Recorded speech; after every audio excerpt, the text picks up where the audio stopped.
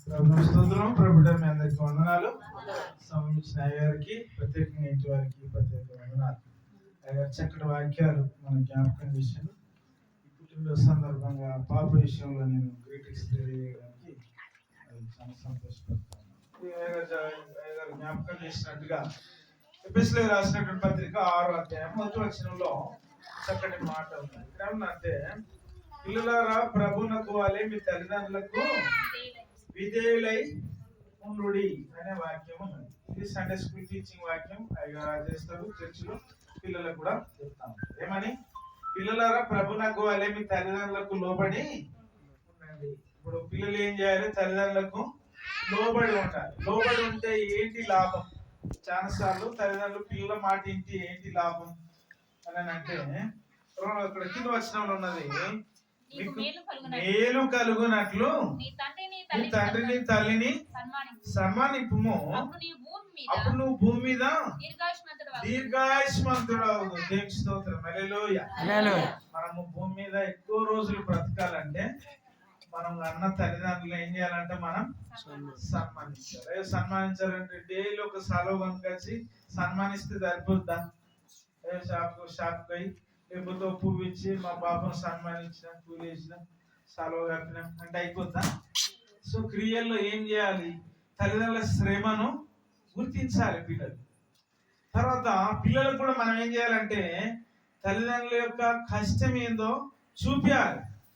నా బిడ్డకి ఏ బాధ కలగద్దు, నా కొడుకు ఏ బాధ కలగద్దు అని మనం కష్టము తెలియకుండా పెంచితే ఏమైతుంది అంటే వాళ్ళు విధేయత చూపించారు. ఎందుకంటే నువ్వు పొలం కాడికి వెళ్తే నువ్వు పొలం కాడికి తోలుకుపోవాలి.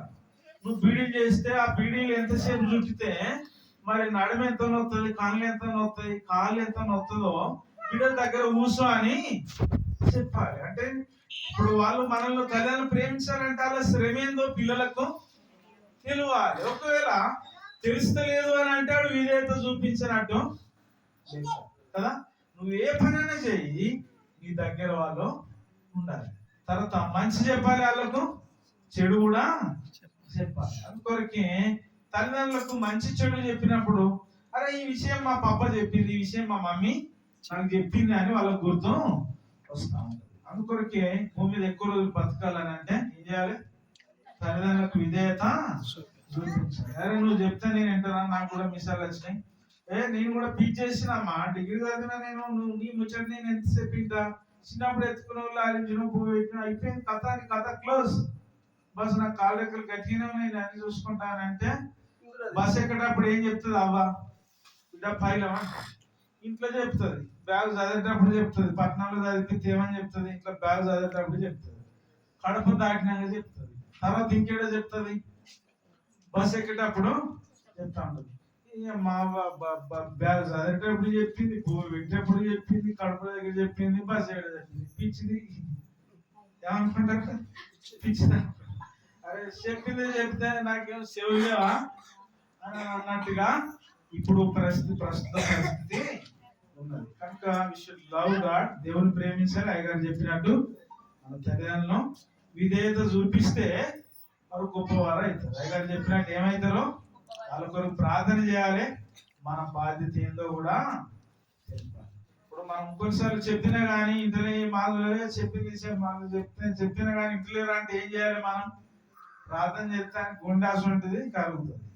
బండ కూడా కొన్నిసార్లు కరుగుతుంది. అది ప్రార్థనకున్న పవర్ అది కదా.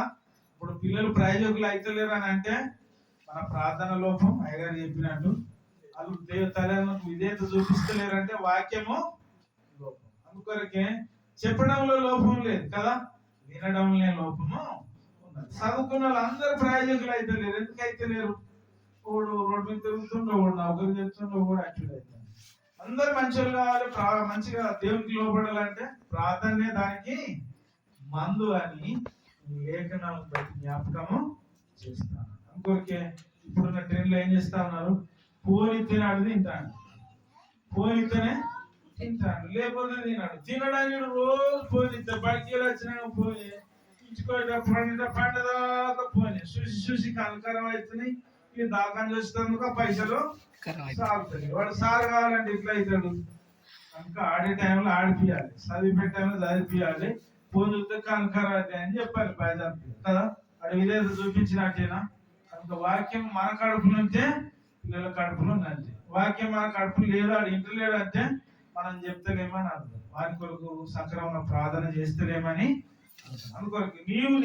నువ్వైనా నేనైనా భూమి మీద ఎక్కువ రోజులు బతకాలి, 100 ఏళ్ళ దాకా బతకాలని అంటే ప్రార్థన చేయాలి, తల్లిదండ్రులను గౌరవించాలి. అప్పుడు గొప్పని అవుతుంది, దాంట్లో అనుమానం లేదు. వాడు అప్పుడు నీ కష్టం వీళ్ళు పిల్లలు చూసినప్పుడు ఇప్పుడు తట్టదారు కలిపితే కలిపి చూపించాలి. ఏం బాధ అవుతుంది?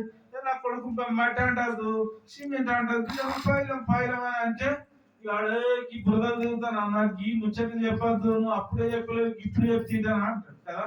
నాకు పొలం కాడి తోలుకపోయి నువ్వు మట్టి పని చెప్పించాడు, మట్టి పని చెప్పి సిమెంట్ అంటే సిమెంట్, ప్రతి కష్టమే విలువ తెలియాలి. అప్పుడే వాడు ప్రయోజకుడు అవుతాడు. వాడు ఫోన్ చూసుకుంటుంటే ట్రోలింగ్ చేస్తాడు నీ ముచ్చటినాడు, నువ్వు ఏడ్చే పరిస్థితి వస్తా ఉంటుంది. ఆటో నడుపుకునేటోడు అయ్యగారు చెప్పినట్టు వానికి 2,50,000 బండి, అది 3 రోజులు కూడా నడపలేదు. ఎందుకంటే వాడు తల్లిని మాటలు లోపడలేదు కదా. ఆయుష్కాలం పెరిగిందా తగ్గిందా?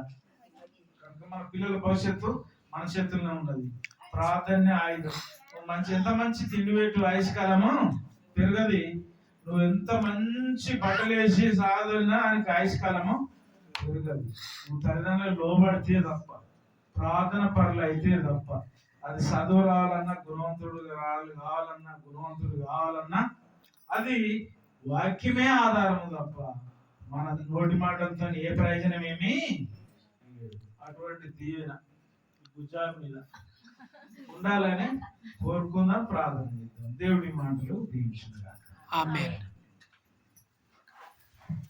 థాంక్యూ పాస్టర్ గారు.